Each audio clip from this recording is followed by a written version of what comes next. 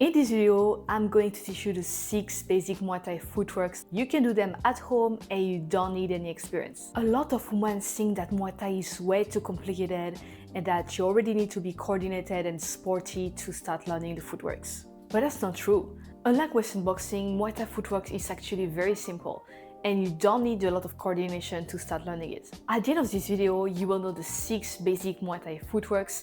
I will break down the technique step by step and tell you when and how to use those. If you are new here, my name is Zoe. I'm a Muay Thai fighter living in Thailand. Now my mission is to help women get fit, build real strength and learn to defend themselves through Muay Thai training at home. This is literally the most important footwork, but many people do it wrongly. Moving forward. You need to be in your stance and you're going to use your back leg to push forward. And you're going to lift a little bit this one. So you're going to push. You do not jump. You're actually sliding. This. You don't want to arrive and be too narrow. You don't want to arrive and be too open. So you keep your hands up, the same space between your legs, and you're pushing with your back leg and lifting your front so that you're sliding. You need to be really fast. You don't want to go too far like this, because if you go too far, you will need to jump. You don't want to be too small. This. Use your back leg. You're pushing with the ball of the foot and ready. And don't forget to bend your knees a little bit. So how do you use this footwork? This footwork to attack. It is literally the most important footwork to attack, because to attack, you need to go forward. If my opponent is here, I first need to go forward and then I can throw my punches and whatever. We also use that to surprise your opponent, that to attack, boom, boom, and also to scare the opponent, and after you can maybe go back or go at the front and throw something later. And the third use, to close distance to be safer. Sometimes being far lets you exposed to kicks. You get close, and if you're very close like this from your opponent, the opponent can't kick you. So in summary, remember to really slide and do not jump. Keep enough space between your legs and the same stance. And remember that you can use this footwork to attack, to surprise your opponent, and also to close the distance to be safer. This simple footwork might save your life. Going backward.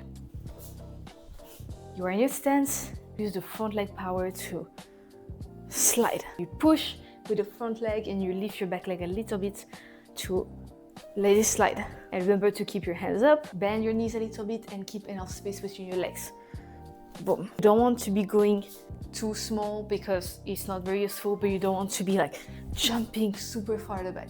Be fast. You need to stay compact, sliding and bouncy. So when do we use this footwork in real situation? First, we use that for defense. And if your opponent wants to kick you, going back, the attack will pass in front of you. Second thing, we also use it for counter. So going back, you avoid the attack, and then you can go forward and boom, punch. So counter is when you defend at first, wait for the right moment, and attack. In summary, remember to go back fast enough, stay compact, and to slide to be fast enough. And for the uses is to avoid attacks, to defend, and for counters. This one might look simple, but there is some subtle details you need to know about this. Moving to the right. To move to the right or the rear side. If you're right-handed, that's going to be right, but if you're left-handed, it's going to be to the left. You're going to use your front leg power to push to the side, and you're going to lift physically the leg at the back. You're going to lift and push with the front. Lift and slide. Going to keep the same space between your legs in the beginning and in the end. Boom. So in which situation do we use the footwork? To avoid attacks. For example, if someone is trying to punch me on this side, I can move to the side. For defense, avoiding attacks. We can also use it for counters to avoid the attacks, come back and kick, for example. You can also use it to trick your opponent. By moving to the side, you're way more difficult to strike on. A moving target is always more difficult than a static target. Also, you can use that footwork to escape when you're being cornered to the corner of the ring. If you're blocked, okay, move to the right and now you're out of the way. So in summary, remember to not make your leg cross and do not jump. And use it to avoid attacks, to counter and to be a more difficult target to strike on. By the way, if you didn't know it, I help women get fitter, stronger, and learn to defend themselves through Muay Thai training at home with no equipment. I guide them through a clear 4-month path. If that sounds like something you would want to try, I did a 5-day Muay Thai challenge for you. It's completely free, you don't need any equipment, and you can start at home, even if you're a complete beginner. You will learn the Muay Thai basic and gain a lot of strength, confidence, and learn to defend yourself. If you're interested, you can click on the first link in the description. Now let's talk about the other side, the left side or the rear leg. Be careful because if it's not done properly, you might lose balance. Boom.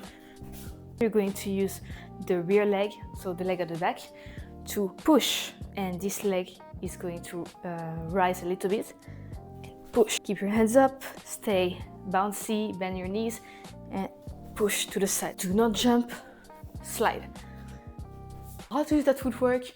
Very similar to the right side, to avoid attacks, to counter, and to move more so you are more difficult to strike on. And in summary, remember to not make your leg cross and do not jump.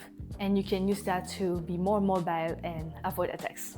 This is the coolest, most useful footwork, but a bit more complex than the other, the rear pivots. Going to stay on your front leg, on the ball of the foot, and your rear leg will travel 90 degrees. This 90 degrees.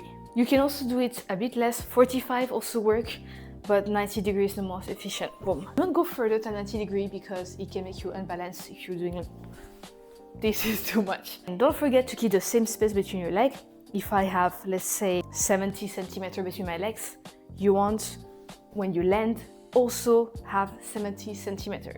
And don't forget to keep your hands up and stay straight. Keep your hands like this. You're going to also parry with your hand. So you're going to use your front hand, same time the front foot, for me is the left one, and you're going to parry down. And as you turn, you're going to do the same, parry down. If someone punches you, you can just parry and turn, and then kick. So when do we use that footwork? As a counter. Someone is punching you, boom, and kick. That's an example. And this footwork can also be used to avoid attacks. You can simply turn to avoid and not strike after. So in summary, remember to not pivot too much, keep the same stance, the same distance, and don't forget about your hands. And you can use that to counter an attack and then kick after, for example. The last footwork and the most complex one, the lead pivot. Instead of pivoting with your rear leg, you're going to use your front leg.